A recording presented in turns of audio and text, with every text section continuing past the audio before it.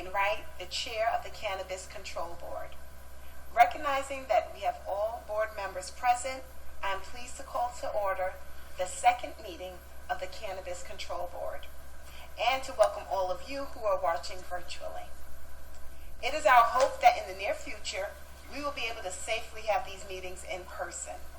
For our members and guests, this meeting will be recorded, and the recording and transcript will be available to the public on the Office of Cannabis Management's website, cannabis.ny.gov.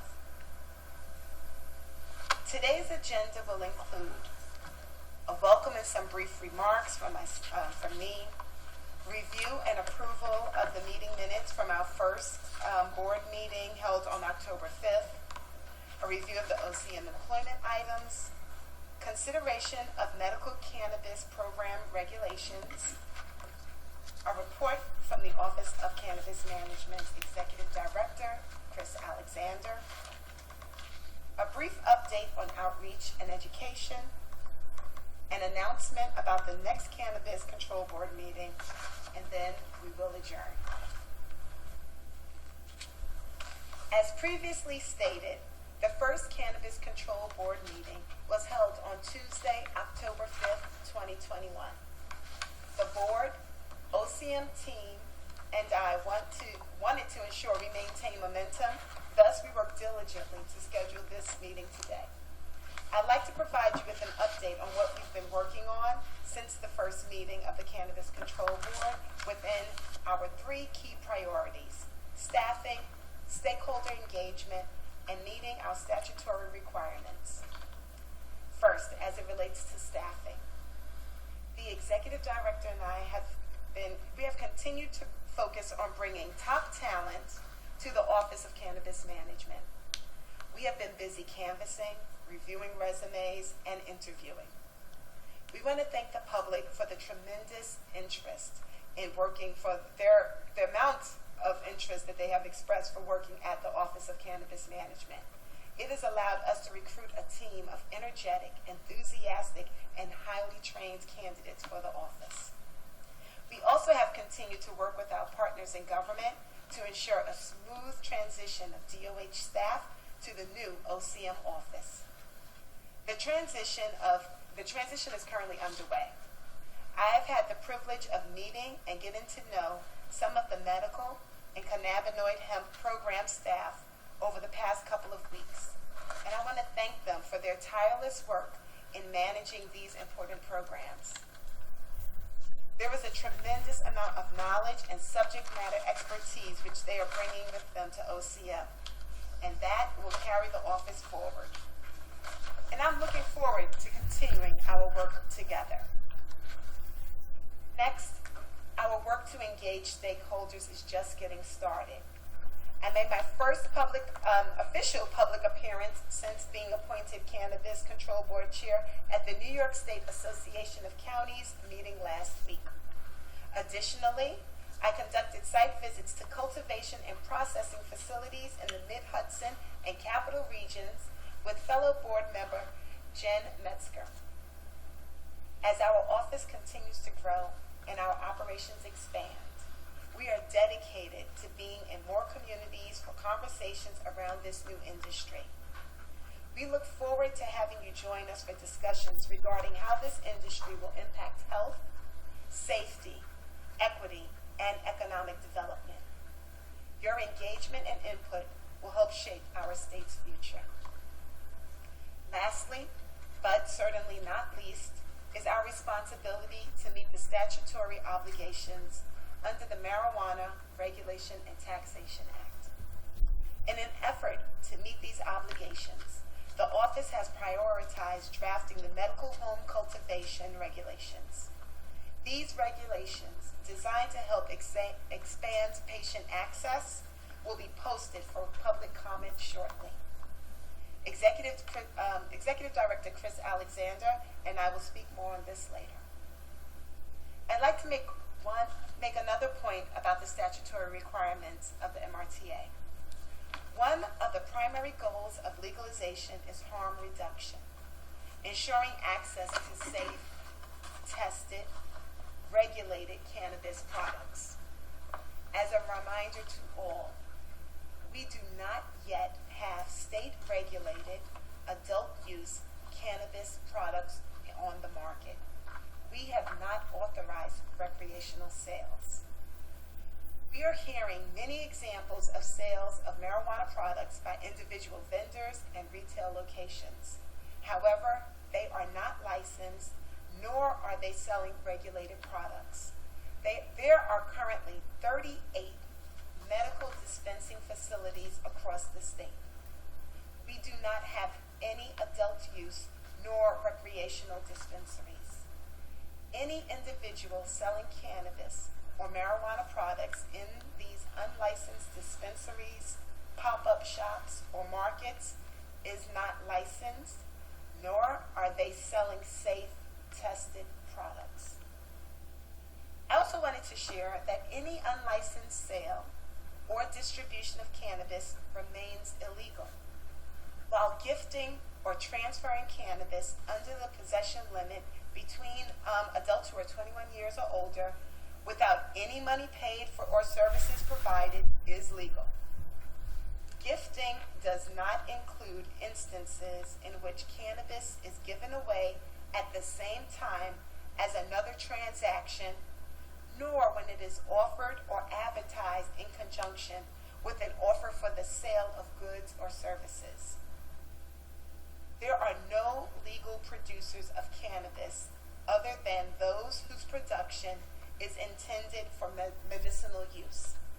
The cannabis being exchanged in the transactions just described, those remain illicit. There is no gray market in New York State. This conduct is not legal and must stop. Individuals who do not cease run the risk of severe financial penalties.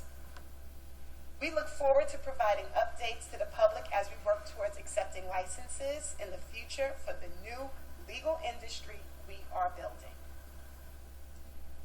The next order of business is the review and approval of the meeting minutes from the October 5th full Cannabis Control Board meeting.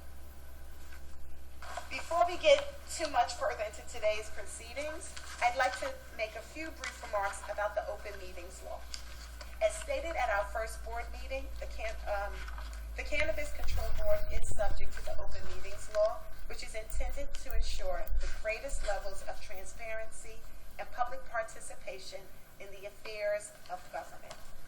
Due to the ongoing pandemic, we have requested that members of the public join us via video conference, which we will continue to do to keep the public and members of this body safe. Now I'll read a brief statement on open meetings law into the record.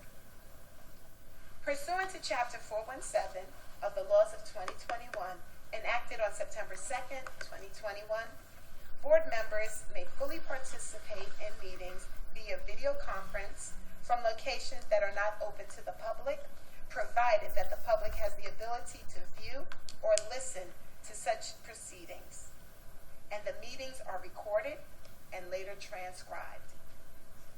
The new law sunsets on January 15th, 2022. The public was provided with information on how to access the meeting within the public notice. A recording of this meeting, together with the transcript, will be available on the OCM website. Previous recordings and transcripts are archived on the OCM website as well. Please note, there is a designated tab on the website entitled Board Meetings, where this information is shared and stored. Taking a moment to appreciate that virtual accommodations have been serving us well thus far, that we have had over 2,600 individuals tune in to our last meeting. And we are remotely hosting board member Adam Perry from his office in Buffalo today. How are you? I would now like to move to approve the meeting minutes from the October 5th Cannabis Control meeting. I move approval. We have a motion. Can we be second? I'll second. All in favor? Aye. Aye. Aye. Aye. All in favor. Thank you. No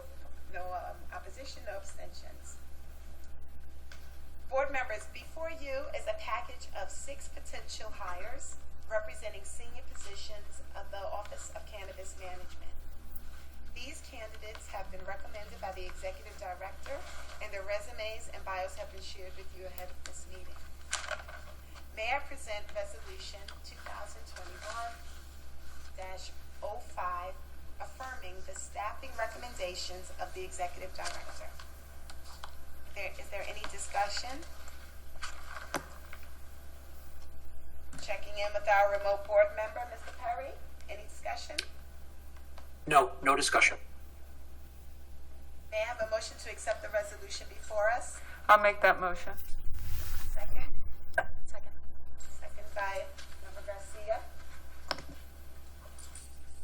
All in favor? Aye. Aye. Aye. Any opposition? No abstentions. So Resolution 2021-05 passes. The next item on the agenda pertains to home grow, which further expands the medical cannabis program. The MRTA permits home cultivation of medical cannabis for patients in the medical cannabis program and imposed a 6-month deadline for the board to issue regulations outlining this process. Today, we are proud to present those proposed regulations. The home cultivation of medical cannabis will provide certified patients with a cost-effective means of obtaining cannabis through personal cultivation, while creating a set of standards governing the conduct and activities relating to the personal cultivation of cannabis in line with the MRTA. A few key provisions to share about the regulations are on the slide before you, including certified patients must be 21 years of age and older to home grow cannabis, with a limit of 6 plants per patient, comprised of 3 mature and 3 immature plants. And please note, no household may cultivate more than 12 plants total, irrespective of the number of patients or individuals living therein. Designated caregivers caring for patients under 21 years of age or whose physical or cognitive impairments prevent them from cultivating cannabis may cultivate on behalf of the certified patient. And in line with the restrictions for individuals who grow their own cannabis, designated caregivers can cultivate no more than 6 cannabis plants for any patient. However, caregivers cultivating for multiple patients may cultivate 1 additional cannabis plant for each subsequent patient. The proposed regulations impose a duty on patients to take reasonable measures to ensure that cannabis plants and any cannabis cultivated from such plants is not readily accessible to anyone under the age of 21. That means safe and responsible storage of the cannabis grown, as well as a responsibility to make sure the cultivation is performed out of reach and out of sight of youth. The proposed regulations are also necessary to set parameters regarding the processing of cannabis cultivated by certified patients and designated caregivers by prohibiting the use of any liquid or gas other than alcohol that has a flash point below 100 degrees Fahrenheit. It's important to note that home cultivation for personal use for those not in the medical program is not permitted at this time. At this time, I want to make sure you are aware of the regulatory process in New York State. Assuming the board passes the proposed resolution to release the regulations, these regulations will then be published on the Department of State's Register, and a link will be made available on the OCM site. Once published, the regulations will be available for a 60-day public comment period. During this time, the public may submit comments to the Office of Cannabis Management on the details of the regulations. The office will be updating its website to include information on how to submit a public comment. Following the public comment period, The office will conduct an assessment of all comments received and adjust the regulations as needed. Thereafter, the regulations will be officially filed.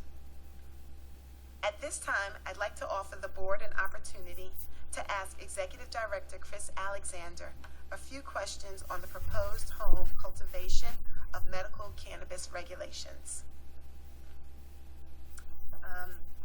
Jen Metzger? Thank you, Madam Chair. The regulations state that the cultivation of cannabis for personal use may only occur in or on the grounds of a person's private residence. And I just want to clarify and be sure that the addition of on the grounds is intended, to clarify that home cultivation of cannabis can occur outdoors. Yes, that is correct. Thank you for your question. The home cultivation of medical cannabis by certified patients or their designated caregivers can occur outdoors, provided that the other requirements of the proposed regulations, such as not being plainly viewed from the public, by the public, including reasonable security devices, are adhered to, are being adhered to. Great, thank you very much. Thank you. Any other questions? Member Garcia? Thank you, Madam Chair. Chris, the regulation package covers both medical and personal home cultivation for adults 21 and older. Does that mean that once these regulations are effective, everyone over 21 can grow at home? No. Only certified patients or their designated caregivers participating in the medical cannabis program will be able to purchase seeds or immature plants legally from a registered organization. And therefore, New Yorkers who are not in the medical program cannot yet grow at home. Thanks, Chris. I actually have a follow-up. After the board votes to file these regulations, will they take effect immediately? No. After the filing, after the board approves these regulations moving forward, there will be a 60-day public comment period complying with the requirements of the New York State Administrative Procedure Act. Comments are strongly encouraged as public feedback an extremely important aspect for this topic. The office will then create a mechanism to submit public comments on the website. But please be on the lookout for that communication. After the public comment period, we will review the comments, potentially make changes based on those comments, and then send the final version to the board for approval. Updates on this process will be provided at subsequent meetings. Any additional questions? Metzger and then McDaniel. Okay. Chris, could you just clarify whether a medical home grow participant can sell or trade any of the surplus? No problem. I want to be very clear. The unlicensed sale or trading of cannabis is prohibited in New York, and home grow is not a license to do either. New York State, as the chair said, has not issued any licenses for adult use. This includes the sale or trade of cannabis cultivated under the home grow provisions, as well as the idea of gifting that we have seen cropping up across the state, where a seller claims to be providing cannabis as a gift after selling another commodity or service. That, nor any other unlicensed sale, is not allowed under the law, and we'll be working with our local partners to enforce it. Anyone partaking in this activity must stop. Member McDaniel. Chris, my question is about the landlords. Most people in New York City lease, and so there's some discussion here about what landlords can and cannot do as far as preventing people from growing medical or home marijuana. Can you just talk about that a little bit, expand on that? Yeah, absolutely. The MRTA includes a discrimination clause that prohibits discrimination by landlords based on the appearance of use, actual use, participation in the industry or in the market, and that restricts their ability to deny somebody for a lease for those reasons. That being said, they can include in their lease a restriction on the ability to cultivate at home, but they cannot prevent a patient from participating in the medical program writ large. There still is space as well for landlords to have smoke-free policies on their places of residence, but folks are protected from discrimination stemming from their participation in their market. Thank you. I have another, yeah. Could you just talk a little bit more about why the proposed regulations pose a limit on the number of plants a patient can grow? Sure thing. The MRTA sets a maximum allowable number of plants at 3 mature and 3 immature. So that was a statutory requirement of following the law's direction there. Any additional questions? Metzger. you, Madam Chair. So the draft regulations have an important safety provision, and I'd just like you to talk about it a little bit. It's the basically patients and caregivers can they're not permitted to process home cultivated cannabis by means of any liquid or gas other than alcohol that has a flash point below 100 degrees. If you could just talk about why that provision specifically is included. Absolutely. The MRTA prohibits the use of some of these dangerous chemicals in the processing of cannabis at home, particularly butane and some of the other dangerous items that we've seen used by folks in home processing. But the use of these chemicals really should only be done in a controlled environment and not at home. And you can hurt yourself and others, and sophisticated processing techniques involving some of these flammable solvents should be left to licensed entities that have the proper safety mechanisms in place. In other states, we've seen over the years significant accidents, home explosions, using some of these items, so we've taken a step to restrict that activity. I'd like to comment more than a question. I think that this is an example of how your team has looked at other states and the experiences they've all had and learned from that. Because, I talked about the other day, Colorado had a real problem with folks with the butane and all of that piece. And I think you've done that in all the regulations, so I just commend you all on really paying attention to what other states have done well and what other states haven't done so well. Thank you. Bring us better regulations. Thank you. Thank you. Thank you for those comments, and thank you for those excellent questions. Now I would like to actually present Resolution 2021-06A. That's a resolution to permit the Office of Cannabis Management to file the proposed regulatory language for home cultivation of medical cannabis. Any additional questions? I'm sorry. We have a motion? Second, please? I'll second. Metzger. All in favor? Aye. Aye. Excellent. None opposed, no abstentions. I will now turn the floor over to the Office of Cannabis Management's Executive Director, Chris Alexander, to provide his executive report. Thank you, Madam Chair. I would like to focus this report on the expungement, vacature, and resentencing provisions that were included in the MRTA that this office has prioritized. The MRTA reformed New York's criminal justice system and strives to end decades of disproportionate enforcement of New York's marijuana laws. A key component of these reforms is for individuals with previous convictions for activities that are no longer criminalized. No one should have records for the same activities that are now legalized and businesses are generating profits from. Under the MRTA, the expungement process is automatic and requires no additional action by the individual. However, the relevant agencies have a 2-year time frame to establish the necessary tools to execute that action. This is a similar time frame that was provided to the expungement authorized by the 2019 legislation. There were approximately 198,000 record expungements accomplished as part of the first round of marijuana expungements for the 2019 legislation, which I was very proud to be a part of. Building upon the 2019 measure, approximately 203,000 cannabis-related charges are presently being suppressed from criminal background searches and are in process of being expunged. When completed, the actions of these measures will have expunged the records of over 400,000 New Yorkers, a staggering reminder of the impact that cannabis prohibition had on so many.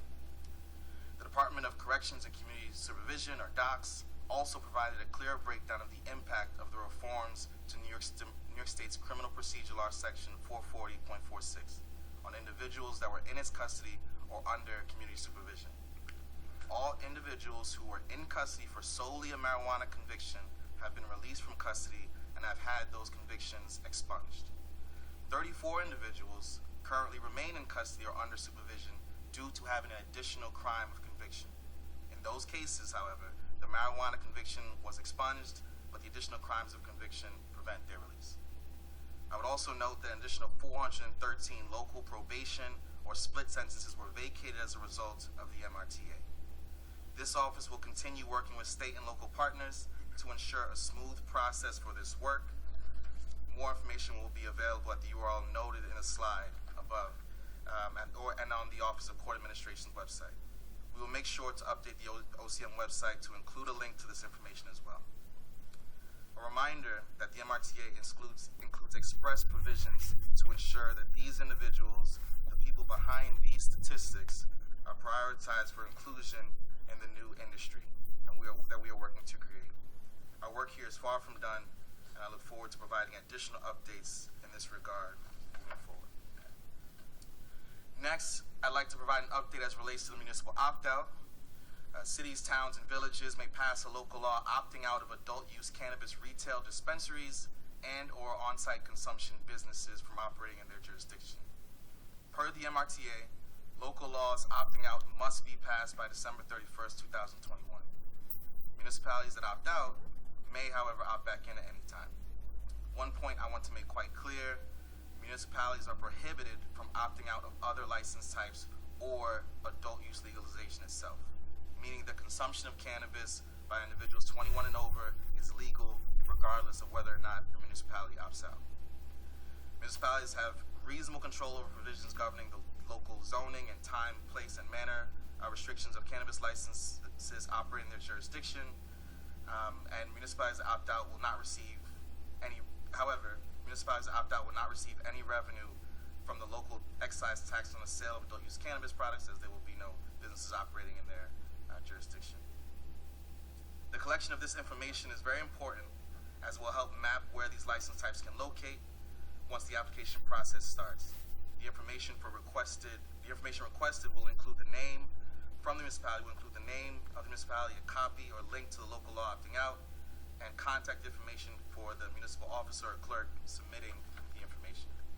Please look out for further updates from this office of how to submit a local opt-out decision. Thank you, Chris. We are incredibly proud of the work that New York State has done through the expungement of cannabis-related crimes, and we look forward to the continued update on both matters. Thank you. As a reminder, the OCM website, cannabis.ny.gov, is live. The website is home to key overviews, fact sheets, and lots of helpful information.